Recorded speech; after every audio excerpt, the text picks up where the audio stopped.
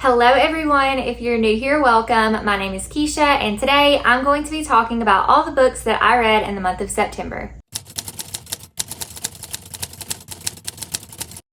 Somehow I only managed to read 7 books this month, which actually is a lot of books, but I feel like I typically read more and I definitely feel like I read more. So I guess I just spent a lot of time with these books, but regardless, I'm excited to talk to you all about them today. I'm going to start with my least favorite books and go up to my favorite book, and I even have one book in this stack that I read twice this month.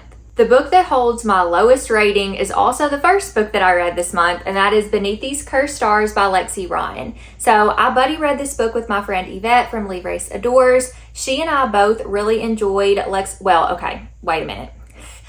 really enjoyed Lexi Ryan's first duology that we read together. It was These Hollow Vows and These Twisted Bonds, and this is a spin-off of that. Now I had to correct myself because I think Yvette only gave those books 3 stars and I gave them 4. So she liked them, but she's continuing mostly because she loves me so much and we were continuing in this spin-off series. However, this did not hit for either one of us. This was just a train wreck, if I'm being completely honest. So I really love the first couple of books. It deals with humans and fae, and I feel like if you like ACOTAR, it's not the same as ACOTAR, but if you like ACOTAR and you like a little less steamy of a romantasy, then that's a good series to get into, but I would not recommend going into the spinoff. This follows the sister of the main character from the original duology, but this has a lot of really poor attempts at recreating Harry Potter in a fae world, and I just was not here for it. So I'm not going to talk too much about this. It was a 2-star read for me, and it was really disappointing, so I probably will not be continuing. The next book that I read is one that was sent to me by the publisher. This is an author that I really have enjoyed in the past. I've read 2 other books by her. One of them I gave 5 stars and the other I gave 4. And so far, this is my least favorite of her books, but I do still think it's worth giving it a shot if you're interested in the storyline. So my 3-star read for this month is going to go to Monster Tree by Sarah Allen. This is a story that follows our main character, Linus, and Linus has recently been grieving the passing of his father. Over the last year, he and his mother have just had a really hard time, and they have moved to this new house in this new neighborhood, and in the backyard of his neighbor's house, there's this tree that is really ominous. So he starts to observe this tree, and he begins to wonder if he's seeing things or if there might be monsters coming out of this tree. This story has lots of great representation in it. You have characters that are colorblind, characters who have hearing aids. So there's lots of different representation in this story, and I love that she includes that, especially in a middle grade story, because I don't feel like we see that too often. The story does tend to have a little bit of a Stranger Things vibe to it, just because it's in this world where you don't really know what's going on. And it also has a little bit of a Monster Calls by Patrick Ness vibes. I will say that I am very hesitant to compare the two just because A Monster Calls was such an impactful grief story for me. But if you were looking for another middle grade book that deals with grief, this would be one of those. It does deal with it in a way that I feel like isn't maybe as heavy as A Monster Calls. A Monster Calls is probably a little heavier, but it's still going to deal with grief. And then it also has a really great friendship story and friendship dynamic. I will say there are trigger warnings in this for kidnapping and different things like that. So I don't know if this is it borderlines for me on some of it being very middle grade, but some of it being borderline YA, because I think some of it might be scary to kids. So use your best judgment, but if any of that sounds interesting to you, definitely check this one out. I did have another 3-star read, and that is going to be for Hannah's Comfy Cozy Book Club pick, which was Cherry Pie or Die by Ceecee James. This is the first book in the Baker Street Mystery series. This is a cozy mystery, and again, I was reading this for Hannah's book club. I did not love this one, but I did think it was good. I don't think it's going to be a new favorite cozy series or one that I will want to continue reading, but I am glad that I was able to give this one a try and be able to join for the live show for Hannah's discussion. I did have to watch back later, but I'm so glad that I was able to read this and participate. This story follows our main character, Georgie Tanner, and she has returned home to kind of restart her life after some grief in her life has happened. So this one also deals with grief. And then she is working with her Aunt Cecilia at this Airbnb, and she actually gives historical ghost tours. She's giving one day to this group that's staying at the Airbnb, and somebody turns up murdered. So she is trying to solve the mystery of what happened. There are lots of very dramatic characters in this book. I did find at times that it was really hard to keep up with who was who because there were a lot of Mr. and Mrs. in the book. And I don't feel like the characters were completely fleshed out enough for me to really distinguish who was who. There were a couple that I kept track of, but some were a little bit confusing to read. I don't think this was the most atmospheric story, so that was another thing. And it really didn't feel like a cozy mystery to me. It felt more like, I almost feel like this had the writing style of somebody who writes a quirky romance. So I honestly wonder if Ceecee James would write a good romance, and maybe she has and I don't know. But I didn't feel like it felt very cozy to me, at least not in what I typically enjoy in a cozy mystery. But at the same time, it does have those elements, and I do think it did fit kind of a Clue-esque tone. So if you like Clue or Agatha Christie, but maybe in a little bit lighter of a tone, this might be a good book to pick up. Again, I would still recommend this one. It's just not a personal favorite for me. The next book I have was a 3.5 star, and that was my Revive Christian Book Club pick for the month, which was Up From Dust by Heather Kaufman. This is the story of Martha from the Bible, but you also get Lazarus and Mary. So we only have a couple of scriptures about these characters in the Bible. And so what biblical fiction tends to do is they take these stories that we know and love. We take these characters or these actual real life people, and we imagine what their lives were like before they met Jesus or leading up to when they met Jesus or just different things like that. And I find that this doesn't add to scripture. This doesn't take away from scripture and the God-breathed word. But what it does is it enables us to empathize with these characters and understand where they're at. It allows us to be able to see ourselves in these characters and see how much we need Jesus, just like these characters do too.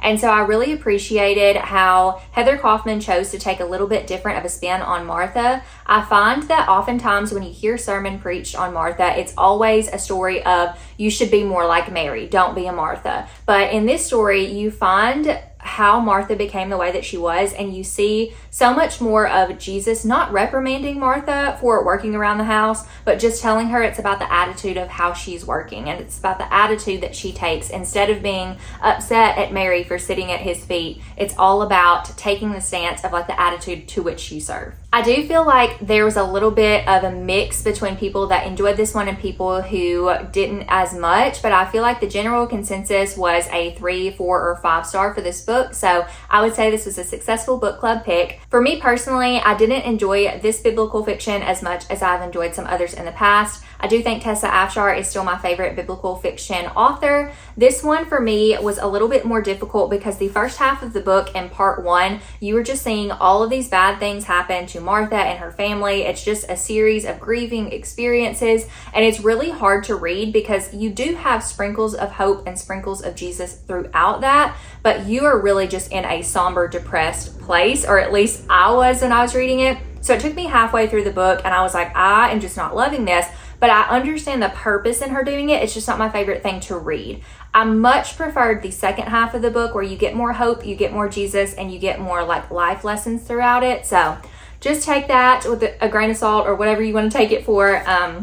That was just my enjoyment of it. So it was just a 3.5 for me, but I do still think this is a great author. I'm still planning to keep this book on my shelves, and I will definitely recommend it. Next up, I have my 4-star read for the month, and it is a very high 4-star that I'm so excited to talk about, and that is Just Don't Fall by Emma St. Clair. This is both the first book in the Sweater Weather series, which is written by 7 different authors, and they all take place in Harvest Hollow, following these different characters. This is a very Gilmore Girls-esque type of town with all these characters that you follow different romances with. This is also the first book in the Appy's Hockey Romance series, so there's a little bit of an overlap there. You could continue on in both series if you would like.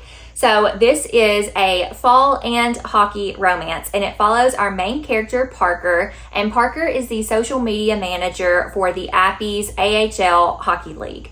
And so, well, I just kind of double said that, AHL. Anyways, part of the AHL, which is a distinct differentiation from the NHL. So the reason I make that differentiation there is because you have Logan Barnes, who has previously been with the NHL, but he's gotten himself into a bit of a pickle, and now he has been kind of demoted to the AHL hockey team, the Appies. But the fun part of the story is that Parker and Logan actually know each other. Logan was Parker's brother's best friend. They're now ex-best friends. And also, this was her first childhood crush. So I love those tropes in a book, and this one does it so well. So Logan shows up to be a part of this hockey team, but he's not super happy because not only is this an AHL team, but this is also a hockey team that is very well known for their social media presence. They do a lot of like funny TikTok dances and videos, kind of reminiscent of what, if you guys know the Savannah Bananas, kind of what they do. So he is just not about it. He just wants to come in and play soccer. So Parker has to kind of warm him up to the team, to the guys, and to the idea of doing all the social media stuff. And along the way, of course, there's going to be a romance. And I thought this was just the sweetest book. It was very reminiscent of Courtney Walsh's My Lucky Charm. If you've read that one, that is part of her Holidays with Heart series. So I loved this one extra because of that, but I also feel like I was comparing it to that book a little bit because I gave that book 5 stars and I loved it so much. So I do think that affected my enjoyment a little bit, but obviously I still gave this book a 4-star and really loved it. So if you like hockey romances, brother's best friend, childhood crushes, fake dating, if you like any of those things. Also, this is a clean romance. There's just kissing, and actually our main character, our female main character, has never been kissed. So you also have that trope. If you love any of that, you should definitely check out this series. I really like Emma St. Clair's writing, and I do think if you like Courtney Walsh, you will probably like Emma St. Clair too, because I definitely am going to pick up more of her books. Now we're going on to my last 2 books and the 2 5-star books that I read this month. The first one I read for the Libronauts book club. I was co-hosting with my friend Elise, who hosts this sci-fi book club. She asked me to co-host with her, and I got to pick the book for us. And I don't read a lot of sci-fi, but there are some that I've been interested in. And one of those was Foe by Iain Reid. I'd previously read I'm Thinking of Ending Things by this author a couple years back, and I surprisingly really enjoyed it. I read it in one sitting, and I gave it 5 stars. So I was really excited to pick up more from this author. This story in particular reminds me a lot of The Twilight Zone. So if you grew up with The Twilight Zone, the old black and white TV show, or if you watched the movie, which I will say the movie is a little scary, but the show is like not so much. Maybe some of them give you anxiety, some of them are more chill. But if you like the vibes of it being in the real like contemporary world, but something's a little bit off, you might want to try Foe. Foe follows the story of Junior and Henrietta, who are a couple that live out in the middle of nowhere. They're kind of disconnected from society. They live out in the country. This cover is a great depiction of where they live. They're just in this house surrounded by fields. Actually, I think this is like a grain bin, but either way, it is in this area. And one day this stranger shows up to their house and tells Junior that he is going to have to take a trip very far away, but not to worry, Henrietta will not be left alone. She actually may have some familiar company. I don't want to say too much about this book because it's very easy to spoil it, as it is really short, and you kind of go in not knowing anything, not really knowing what is going on, and you get a little bit of hints throughout the story. I really love the way that Iain Reid writes. I feel like I've never read any other books like how he writes, and I love how like psychological they are, how he drops hints throughout, how fast-paced they are. And again, this is very bingeable. You could definitely read this in one sitting. I did read it in 2 sittings, but I definitely could have read it in one. I really enjoyed it. It didn't have like the biggest twist at the end. I kind of caught on to what was going on, but I just love what this author did, and I am so excited to continue reading from him. I still haven't read We Spread. It is on my shelf, so that will definitely be my next pick. And the last 5-star book and my last read for this month is also the book that I read twice this month, back to back. This was my friend Jordan from Jordan Elaine's Patreon book club pick for her first month in Patreon. If you haven't already subscribed, you absolutely should do so because she has so many fun things going on over there. But the book that she chose for book club, or actually we all voted for it, and it won, and it was Assistant to the Villain by Hannah Nicole Maehrer. This book has been taking the world by storm for a couple of years now, or maybe just a year. But either way, I remember when this book came out, I remember seeing it on the shelves and being really interested in it. I'd added it to my TBR, and then I was like, you know what? I don't read a lot of fantasy books, so I'm just going to take all these fantasy books off my TBR.